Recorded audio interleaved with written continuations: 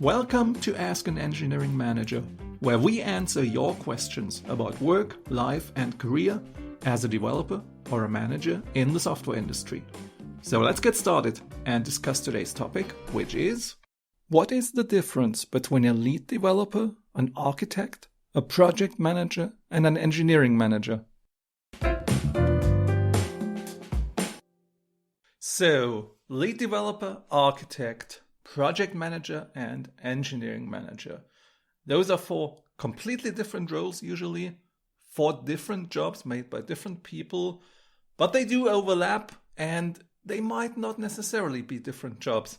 So let's get into what they mean, and keep in mind, none of this is set in stone because the names are not really standardized. For example, a lead developer might also be called just the most senior developer on the team, or might have a formal title like principal engineer or staff engineer, or might even be called architect but actually work as a lead engineer. Also, the meaning of those titles is not really standardized. Lead developer might describe a role, maybe even be a formal title. It might also be just a career level, or also not unusual, it might just be what you informally call whoever is the most senior guy on a particular team. Those roles are also not standardized, do not exist in every company, in every team. For example, an architect might have the role that he is effectively the lead dev, not just for his own team, but also for other teams. An architect might also have more of a management role of keeping track of multiple projects, bit more on the technical side of management, where making sure that things are aligned and the roadmaps come along at the same pace and so on. But it might also be a really technical guy who's more documenting data flows with UML diagrams, that kind of thing. And of course, as I mentioned, those roles might overlap. Not every company, not every department or team is big enough to formally have all those roles. For example, it's quite common that a lead developer on a team is also the team's architect. Or, for example, a project manager who's responsible for a team's work might also have the formal title of engineering manager, or without the title, just be the guy that the team whose project he's managing is also reporting to him. So what we're going to do here is use the most common definitions, and keep in mind that for any particular company or team, those might be different. So first up, the lead developer. What's a lead developer? It's definitely a full-time software developer, not a management role, and definitely focused on just one project. My definition of a lead developer would be the developer with the most influence on the success of the project. For example, on a tiny project, the lead developer might simply be the only person who's on the project full-time. In a more common team that has something like 3, 5, maybe 7 developer, it's the most senior of the developers, either by level, might also be by the time on the project, as in, the old guy who's seen it all, who knows every corner of the project. Or it might also not be formalized. It might just be the guy where everybody knows, if you need to know something about Project X, you go ask Bill, because everybody knows he's the most skilled programmer on that project. And on a larger project, that might very well be a formal title or typically a career level. If you want to promote people who work as software developers and you don't really have a change in role for them, it might be a career level where you say, okay, if you've shown that you have certain skills, you take on certain tasks, then you get the formal title of senior developer or lead developer. In terms of responsibilities, they need to have a lot of experience in software development, take the role for that, for example, for creating technical designs or reviewing technical designs. Also set the example in the team about what good code, good quality level looks like. For example, by doing code reviews and also by mentoring more junior developers. They are also typically the ones who take care of the process on the technical side, things like coming up with and discussing and agreeing on a definition of done, and also on more like coordination side, making sure that everybody's actually aware of the definition of done and making sure that it is followed. might also be the ones dealing with things like the CI/CD infrastructure, that kind of stuff. And they're also the ones who carry the scepter of quality in the team. A former coworker of mine used to say, I want to get yelled at by a senior developer if I do something dumb. That does not mean you should necessarily yell at people, but the lead developer is also the one who assures the other people on the team and assures the people who depend on the team that the more junior people have not overseen any major flaws. And he's also the face of the development team towards other stakeholders of a project, for example, towards the architect, or might be the one doing architecture for the team in terms of what the requirements need, doing the solution design, also maybe the one clarifying requirements. So that was the lead developer. Next up, the architect. What's an architect? It's definitely someone on the technical side. Usually someone who has been a software developer before, who has experience coding, often also someone who still codes. That's an ongoing debate whether architects should code or should not code, or what even is an architect, but they're definitely on the technical side. Typically, an architect also focuses beyond a single project. Either you are on a project, and as the architect, it's your job to align what the project does technically with the other projects and the technical strategy of the company. Or maybe you are also responsible specifically as an architect besides and maybe above all projects, and keeping an eye on what all projects are doing and making sure that they are aligned. An architect is typically not charged with business outcomes. An architect would not worry about things like deadlines or budgets. An architect worries about technology. So my definition of an architect would be the person most responsible for making sure that the results are scalable, maintainable, and future-proof. So in a small team, an architect might be just a title given to a lead developer, and usually with a comment by management, something like, yeah, also, make sure the architecture is good. On a mid-sized team, an architect would usually be the one who does the solution design. So say, picking technologies, things like what kind of interface do we need between two systems? Are we going to do it synchronously or async? Are we going to do REST or gRPC or GraphQL or whatever? Maybe also going so far as picking out specific libraries, but that would usually be more like the lead developer per team. An architect would usually also, do what you think of when you hear architecture: draw boxes and arrows, design components, divide a project into modules, make sure the scope of service is correct, things like that. And also, setting quality standards, evaluating libraries, stuff like that. In a larger enterprise, an architect would be more typically driving a larger strategy that's affecting a lot of projects. For example, you have a lot of legacy projects, a lot of legacy applications, and then you come up with a new strategy that you want to replace all the old applications with a new shared platform of common services.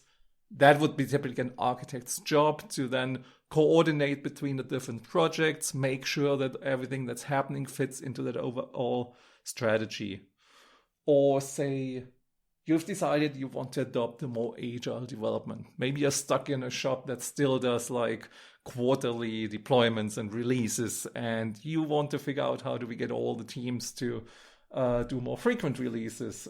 So testing strategies and tooling and CI and so on comes into play. That would also be typically the job of an architect in a larger enterprise. So that was the architect. Now the project manager. The project manager is now the first role that is definitely not technical. A project manager will definitely not code. A good project manager for IT projects often has a development background. And sometimes it's also a career path. Like if you're a developer and you want to move into management, the first step is to become a project manager. But that's not necessarily so. It's quite a different skill set. Not every good developer necessarily becomes a good project manager, and the other way around. And you don't necessarily need a development background, but in my opinion, you definitely need some development understanding. So some tech background is usually useful. And a project manager, like the title says, is focused on one project. So my definition of project manager is the person who is most accountable for the success or failure of the project. Where success or failures typically are measured in, the typical triangle of project management where cost, budget, scope, quality, and so on come into play. So what does a project manager do? First, he takes care of the project structure. That means a project plan, coming up with all the tasks, making sure that the requirements are in place, not necessarily defining the requirements, that would be more like a business analyst, although it's also often helpful if the project manager can help out with that, but more take up the requirements from the stakeholders, breaking up the requirements into epics, stories, modules, whatever, figure out what the dependencies between various tasks are, coming up with a project plan, that means a time frame, figure out what resources you need, how many people, what kind of budget, when do you need which people, do you need any specialists? And then while the project is running, keeping track of the project state, usually asking questions like, are we falling behind? And since most software projects are always falling behind or are behind schedule, answering questions like, okay, what can we do to avoid falling behind? Is there some scope we can cut? Are there additional resources we can get? And he's also, of course, the person to ask if you want to know how the project is doing. So one of the most important jobs of a project manager while the project is running is to set priorities and make trade-offs. Usually between those different dimensions I mentioned, like time, scope, and budget.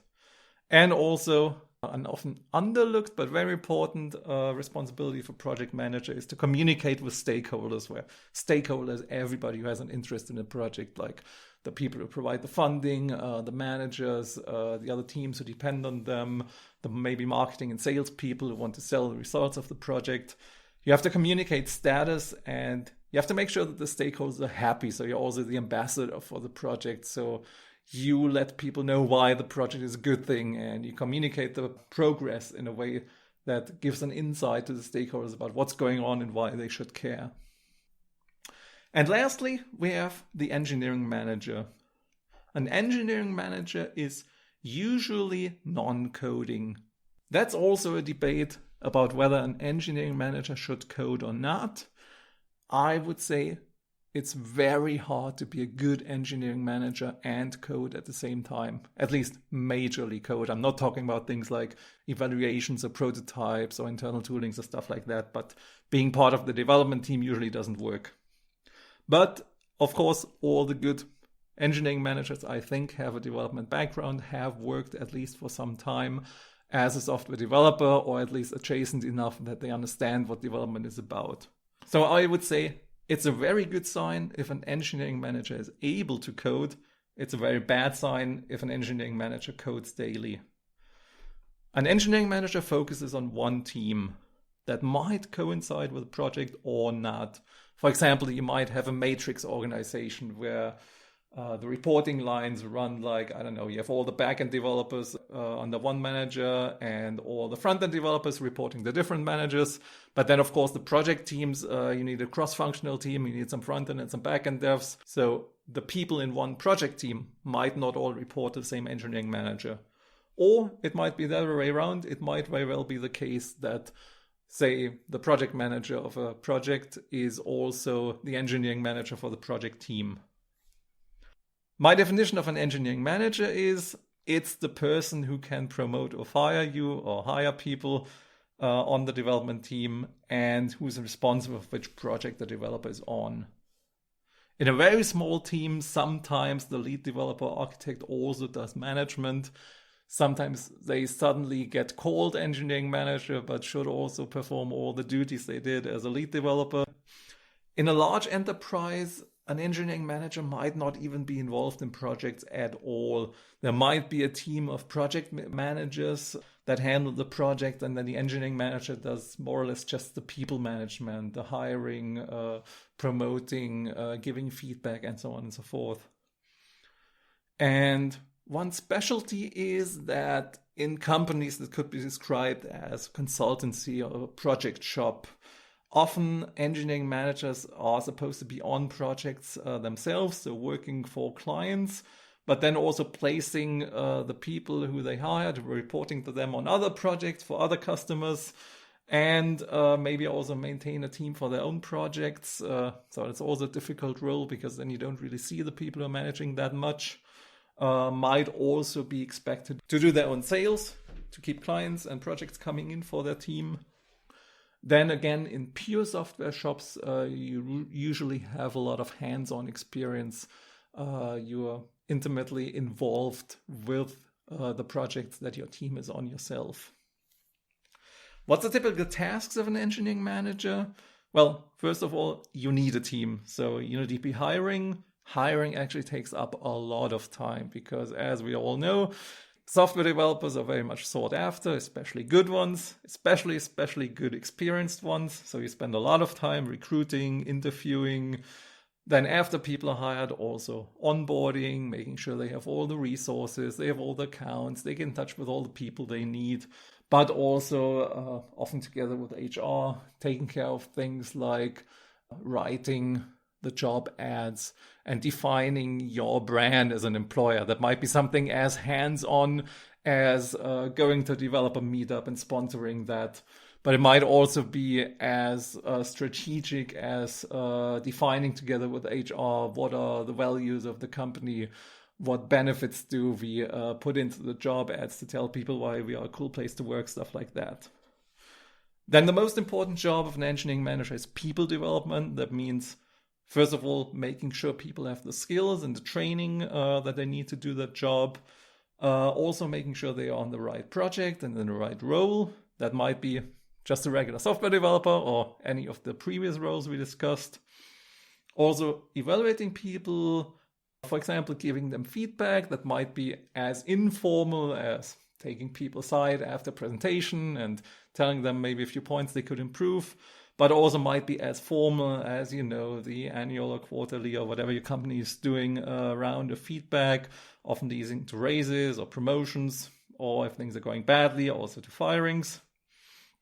My definition of engineering management also is a lot like servant leadership, where you're not really the boss of your team and bossing people around.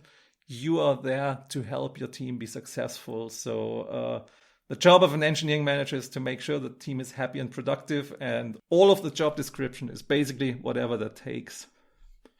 Engineering managers are also responsible for things like status and reporting, keeping track of the budget for your team, for your area, per product, and so on.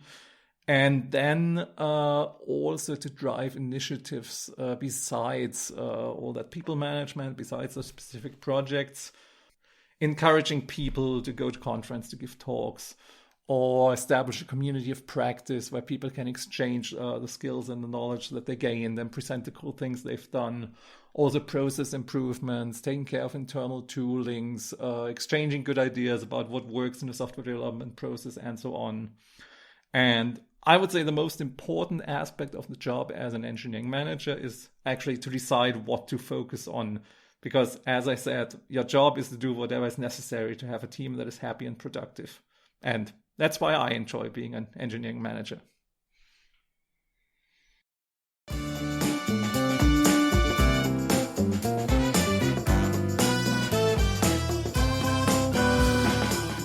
Thank you for listening to this episode of Ask an Engineering Manager. To get your question answered, send it by email to askanengineeringmanager, all one word, @gmail.com, and we might answer it next time.